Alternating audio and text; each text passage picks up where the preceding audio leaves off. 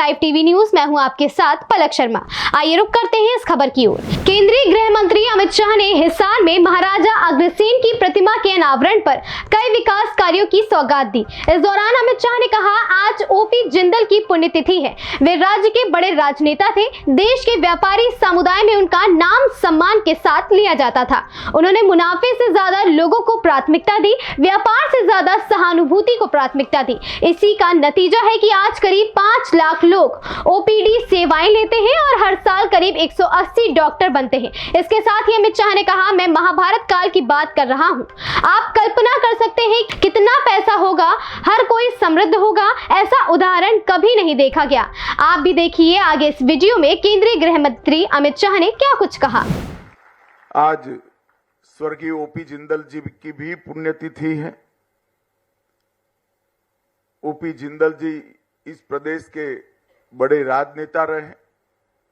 देश भर के अग्रणी उद्योगपतियों में भी उनका नाम आज भी सम्मान के साथ लिया जाता है।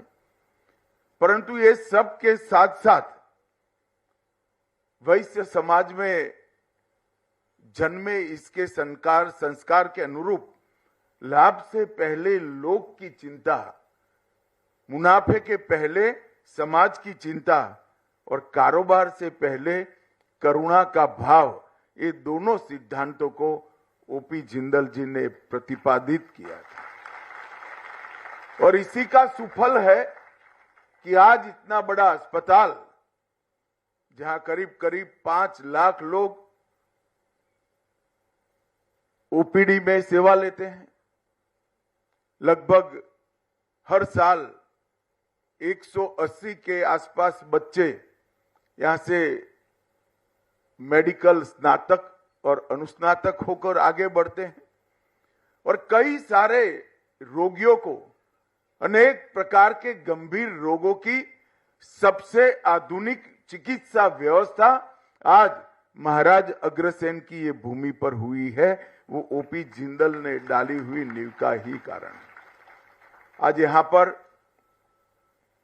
महाराज अग्रसेन की मूर्ति के साथ साथ नवनिर्मित आईसीयू का भी लोकार्पण किया गया, पीजी छात्रावास का शिलान्यास रखा गया और एक प्रकार से इस संस्थान को आगे बढ़ाने के लिए एक और कदम आगे बढ़ने का काम हुआ है। मित्रों, आज महाराजा अग्रसेन का भव्य प्रतिमा का अनावरण हुआ है। मैं इतिहास का विद्यार्थी हूं। महाभारत काल से आज तक अग्रसेन जी एक अनूठे प्रकार के शासक रहे।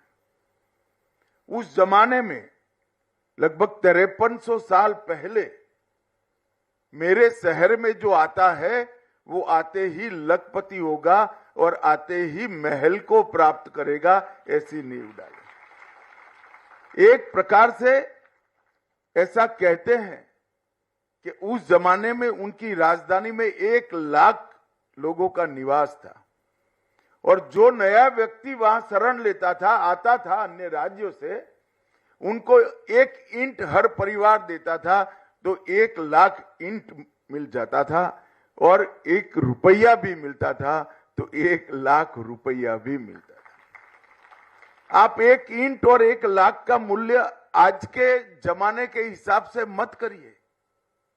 मैं महाभारत काल की बात कर रहा हूं, जब रुपये को छूना ही बहुत बड़ा भाग्य होता था। उस वक्त पूरा आर्थिक व्यापार एक प्रकार से बार्टर सिस्टम से चलता था। जो बहुत धनी होते थे उनके पास ही करेंसी हुआ करती थी। उस जमाने में महाराज अग्रसेन की राजधानी में जो आया वो 1 लाख ईंटों के महालय का घर का मालिक बना और 1 लाख रुपया प्राप्त कर लखपति बन जाता था।